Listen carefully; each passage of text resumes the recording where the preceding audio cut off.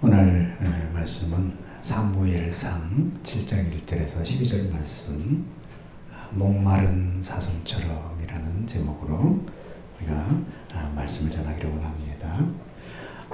복음성가 가사 중에 이런 노래가 있습니다. 목마른 사슴 시냇물을 찾아 헤매듯이 내 영혼 주를 찾기에 갈급하나이다. 금보다 귀한 나의 주님, 내게 만족 주신 주, 당신만이 나의 기쁨, 또한 나의 참복이, 주님만이 나의 힘, 나의 방패, 나의 참소망, 내 몸 정성 다 바쳐서 주를 경배합니다. 시편 41편 1절을 소재로 지은 그런 찬양입니다. 사막에서 목이 말라서 이리저리 헤매고 있는 사슴을 한번 연상해 보시기 바랍니다. 우리가 보통 느끼는 갈증과는 차원이 다릅니다. 사막에서 물이 없으면 그것은 곧 목말라 죽을 수밖에 없기 때문에 물은 곧 사막에서 생존이에요. 죽고 사는 생존의 문제예요. 목마른 사슴이 물을 찾는 것이 우리가 낭만적인 그런 그림에서처럼 낭만적인 그런 모습이 아니라 절박한 몸부림, 강렬한 갈망이라는 거예요. 우리가 목마른 사슴처럼 그렇게 하나님을 사모할 수 있다면 얼마나 좋을까요? 오늘 본문 7장 1절에서 2절에 보니까 하나님의 법궤가 기럇 여아림 산속에 있는 아비나답의 집에 20년 동안 방치되어 있고 이스라엘 온 족속이 여호와를 사모했다고 기록하고 있습니다. 여러분, 법궤가 산속에 아비나답 집에 20년 동안 거의 방치되다시피 있다는 거예요. 법궤는 뭡니까? 하나님의 임재를 상징하는 성물로서 어디에 있어야 돼요? 성막 안에, 지성소 안에 안치되어 있어야 합니다. 엘리 제사장 당시에 성막은 실로에 있었습니다. 그러므로 법궤는 실로에 있는 성막의 지성소에 있어야 됩니다. 그런데 왜 법궤가 산골에 있는 아비나답의 집에 20년 동안이나 방치되다시피 있었는가? 사무엘상 4장에 보면은 블레셋이 이스라엘을 침공하자 이스라엘이 막아서 싸웠는데 4천여 명가량의 병사들이 전사하면서 진영으로 퇴각을 했습니다. 이에 이스라엘 장로들이 모여서 하나님께서 왜 블레셋 앞에 우리를 패하게 하셨는가 서로 의논에다가 보니까 우리 조상들은 전쟁에 나갈 때 법궤를 앞세우고 나가서 승리하지 않았느냐? 근데 오늘 우리 봐라. 법궤가 없지 않느냐? 그렇다면 법궤를 메고 나가지 않아서 패배한 것이 아니냐? 그렇구나. 그래서 사람을 성막에 있는 실로에 급히 보내서 여호와의 언약궤를 모셔왔습니다. 언약궤는 제사장들만이 메를 수 있기 때문에 제사장 엘리의 두 아들인 홈니와 비누아스가 언약궤를 메고 와서 전투에 출전을 합니다. 여러분, 하나님 앞에 바로 서는 것이 중요한 것인데 그들은 어때요?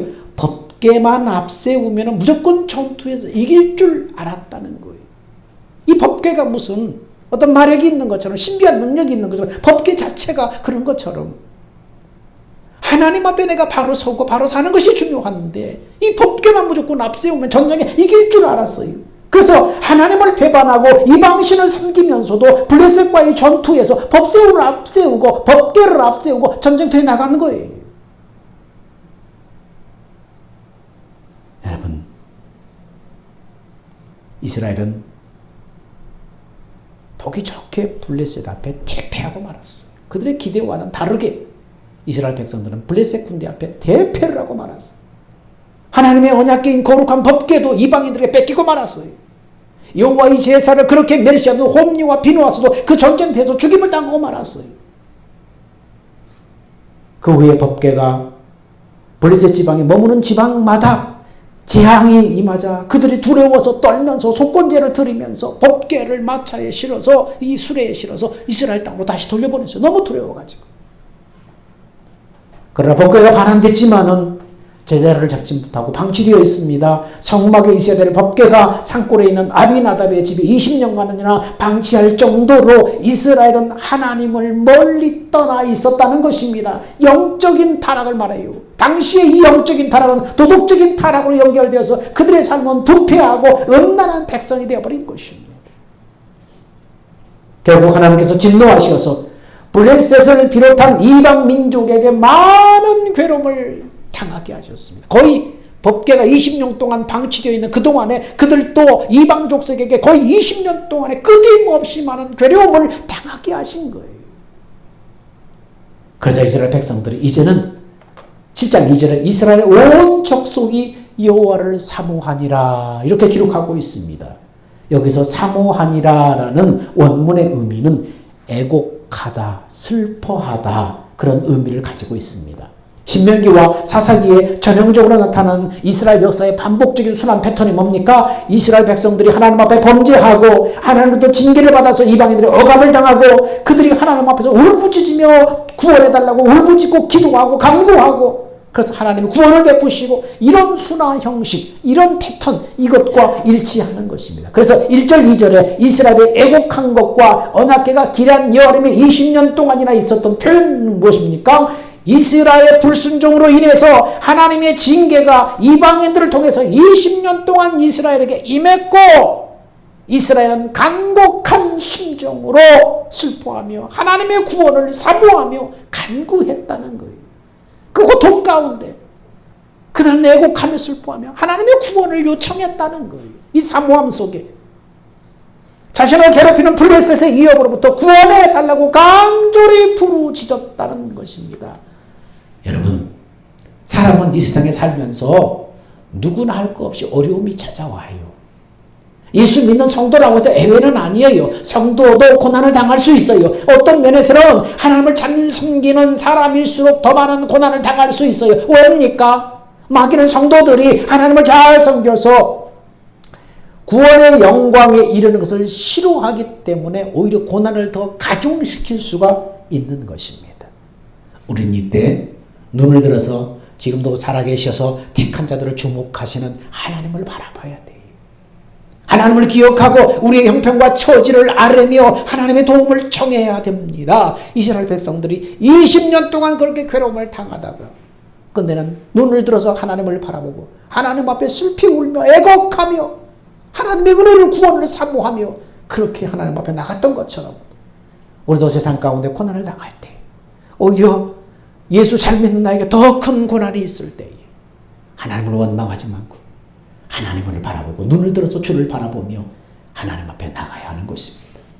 사도 바울은 고린도전서 10장 13절에 사람이 감당할 시험 받기는 너희에 당할 것이 없나니 오직 하나님은 미쁘사 너희가 감당치 못할 시험당을 허락치 아니하시고 시험당할 쯤에 또한 피할 길을 내사 너희로 능히 감당하게 하시노니라.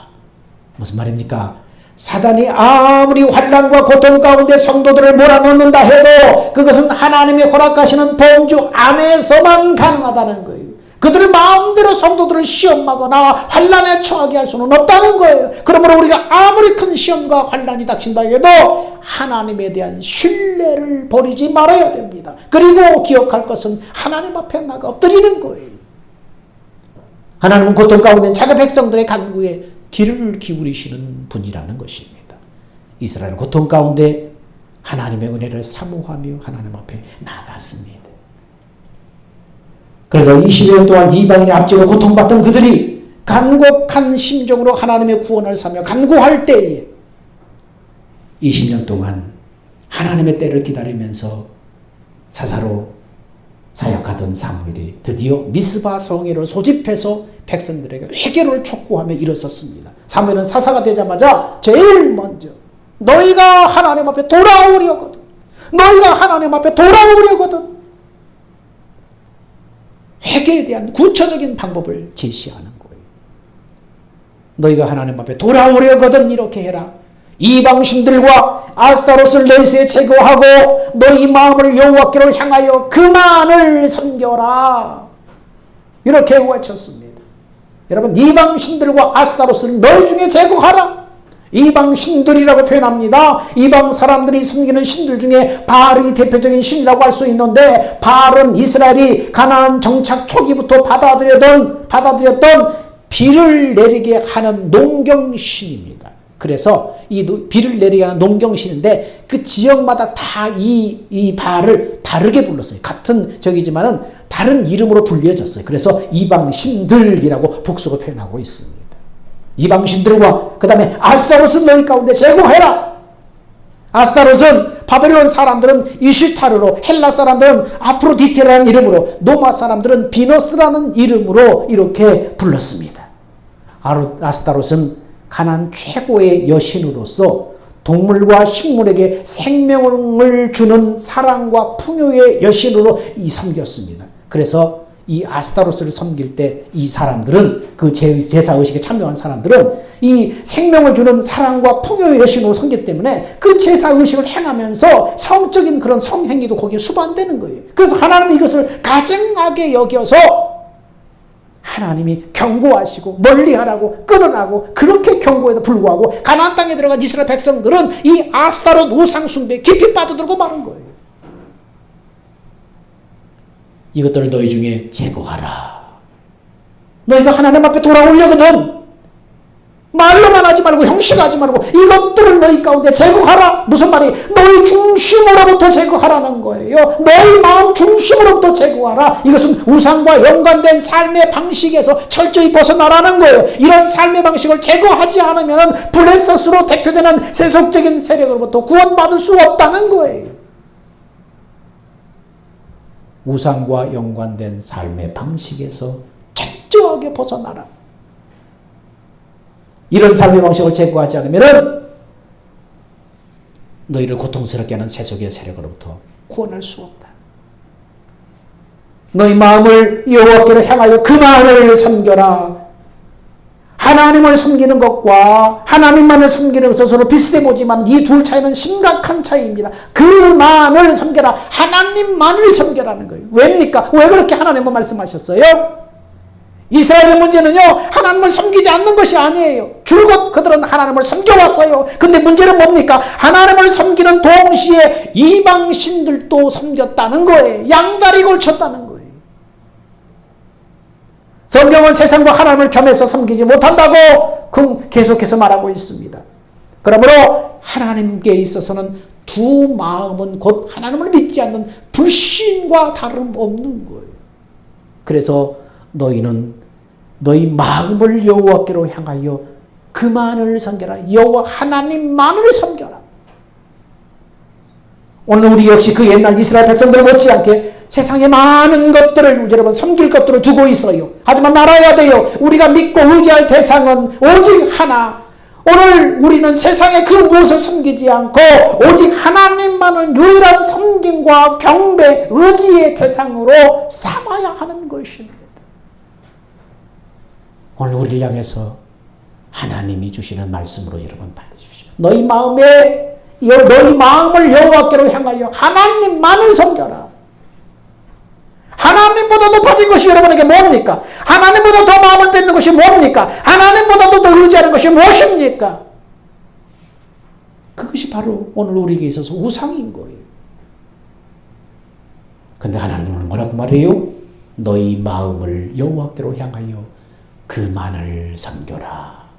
20년 동안 이방인의 압제로 고통받던 이스라엘이 하나님의 구원을 사모하며 간구할 때 하나님을 배반하고 타락해서 하나님의 진노에 처한 이스라엘을 구원하고자 제일 먼저 미스바 성회를 소집했습니다. 제일 먼저 백성들의 회개를 촉구했습니다. 너희가 여호와께 돌아오려거든 이방신과 이 우상들을 제거하고 너희 마음을 돌이켜서 하나님 한 분만 섬겨라. 하나님께 돌아와 회개하고 사모하는 마음으로 하나님과의 관계 회복이 급선무이기 때문에 하나님 그렇게 말씀합니다. 우리 인생에 있어서 무엇이 가장 중요한지를 우리는 알아야 합니다. 고대 신학자 어거스틴은 세상의 종교와 학문, 쾌락을 섬겨봤지만은 참된 안식을 얻지 못했어요.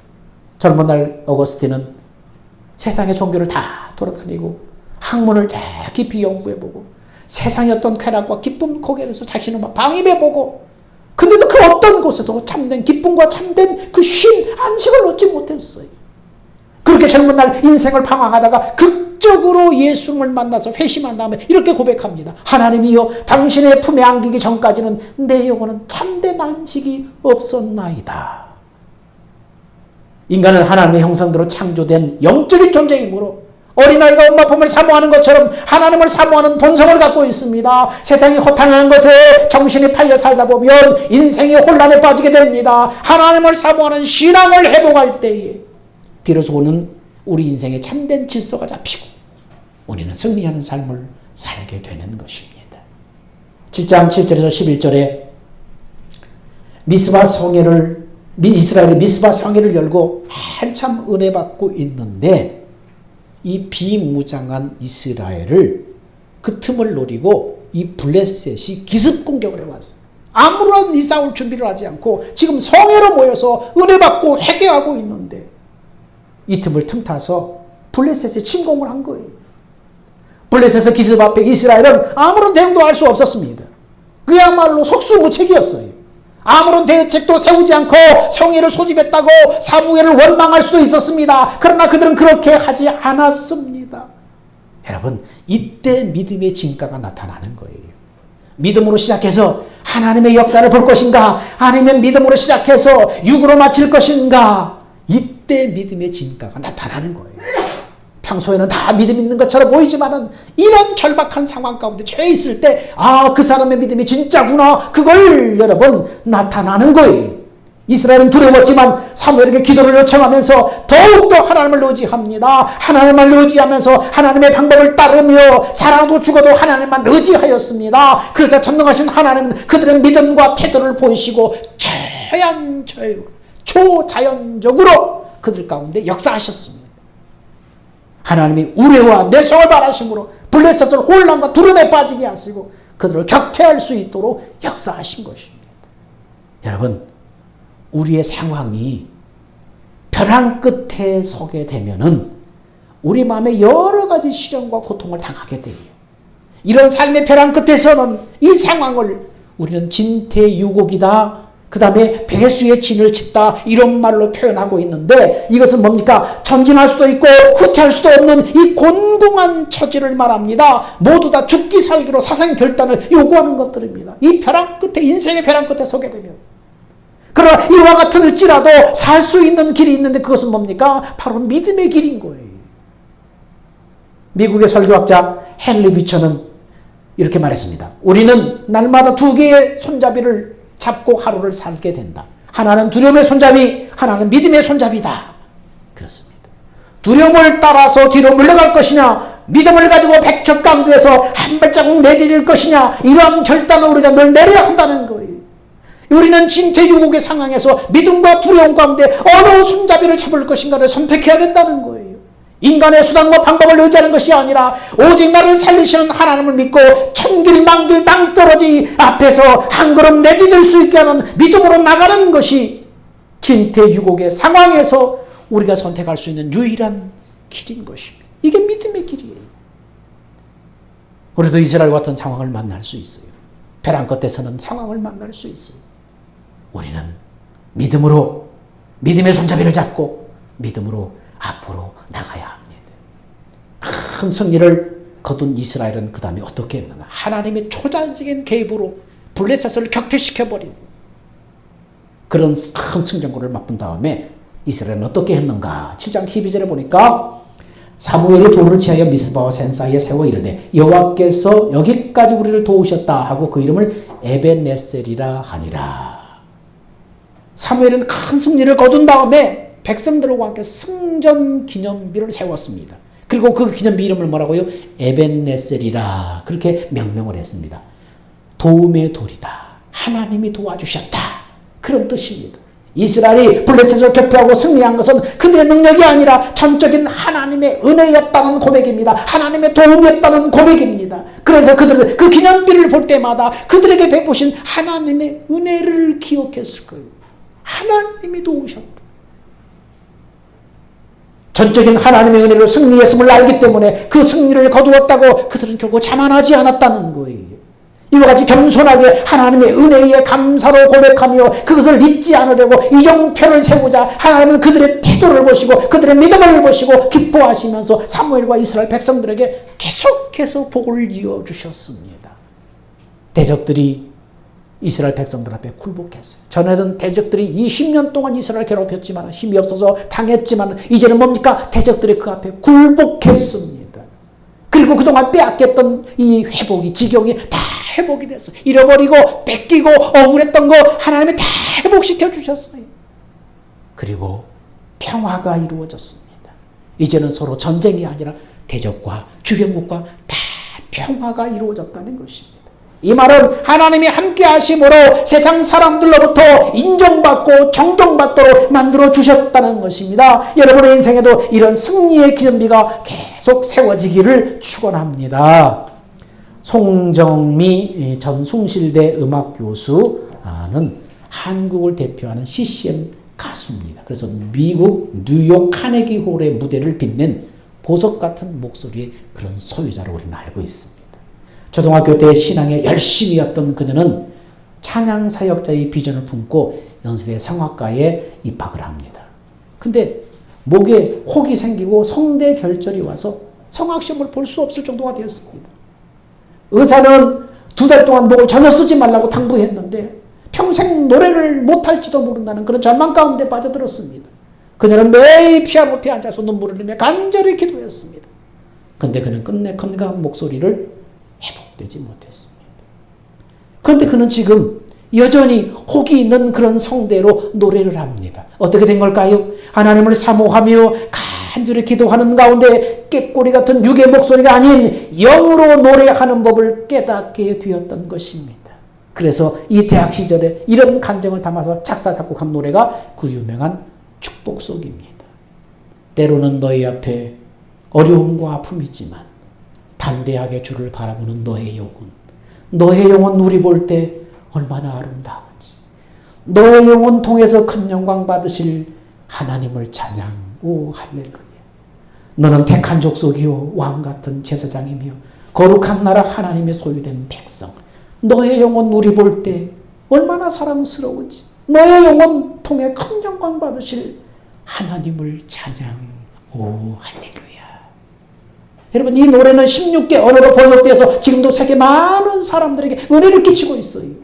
사랑하는 여러분, 우리가 하나님을 사모하는 믿음만 유지하면서 살 수 있다면 우리는 평생 승리하는 삶을 살 수 있을 것입니다. 왜냐하면 하나님을 사모하는 사람은 하나님과 올바른 관계를 유지할 수 있고 그 사람은 하나님의 은혜 가운데 살 수 있기 때문입니다. 우리의 문제는 뭐예요? 하나님만을 사모하는 것이 아니라 하나님과는 다른 것을 사모하고 마음에 둔다는 거예요. 갈망한다는 거예요. 하나님의 은혜를 있기를 원합니까? 하나님 대신에 사모하며 집착하는 것이 있다면 회개하고 제거하여 합니다. 너가 여호와께 돌아오려거든. 우리가 사모하고 집착하는 것, 하나님보다 더 사모하고 집착하는 것이 있다면 하나님 오늘 내려놓으라고 말씀하십니다. 그리고 오직 하나님을 사모하는 믿음을 달라고 여러분 기도해야 됩니다. 그리고 하나님의 은혜에 감사하며 살도록 그런 인생이 될 수 있도록 여러분 기도하는 여러분 되시기를 주의 이름으로 축원합니다. 기도합니다. 사랑과 은혜가 많으신 아버지 하나님, 은혜를 감사합니다. 고난받던 이스라엘, 고통 가운데 하나님을 사모하며 하나님 앞에 돌아올 때 너희가 전심으로 여호와께 돌아오려거든 이방신과 이스라엘을 너희 중에 제거하라.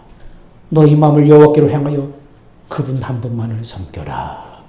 하나님, 우리의 삶 속에 이 땅에 살 동안 고난이 있고 어려움이 있고 낭떠러지 같은 그런 인생의 끝에 살 수가 있습니다.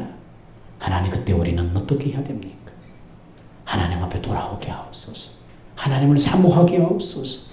우리의 삶을 살펴서 하나님보다 더 사랑하며 사모와 집착하는 것이 있다면 회개하고 제거하고 오직 하나님만을 사모하는 믿음을 사모하게 하여 주옵소서.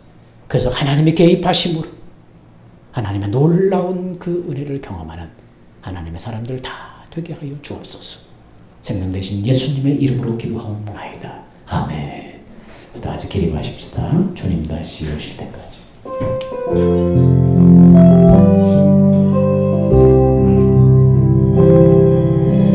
주님 다시 오실 때 길을 가리라. 좁은 문 좁은 길 나의 십자가 지고 나의 가는 길 끝에서 나는 주님을 보리라. 영광의 내 주님 나를 맞아주시리. 주님 다시 오실 때까지 나는 일어나 달려가리라. 주의 영광 온 땅 덮을 때 나는 일어나 노래하리. 내 사랑하는 주님 온 세상 구주시로 내 사랑하는 주님 영광의 왕이시라. 이제는 우리 주 예수 그리스도의 은혜와 독생자를 우리에게 보내주신 하나님의 놀라우신 그 사랑과 성령님의 우리 안에 계시고 내주하시고 말씀하시고 인도하시니 인생의 절벽 앞에 섰을 때에 너희가 여호와께 돌아오려거든 버리고 하나님만 섬겨라. 그 말씀 기억하며 우리가 세상에서 사모하고 집착하는 것, 하나님이 내어 버리라고 하는 것을 버리고 여호와께 돌아와 하나님의 은혜에 있기를 원하는 사랑하는 성도들의 결단과 그 믿음 위에 이제로부터 영원 무궁토록 함께 있을지어다. 아멘.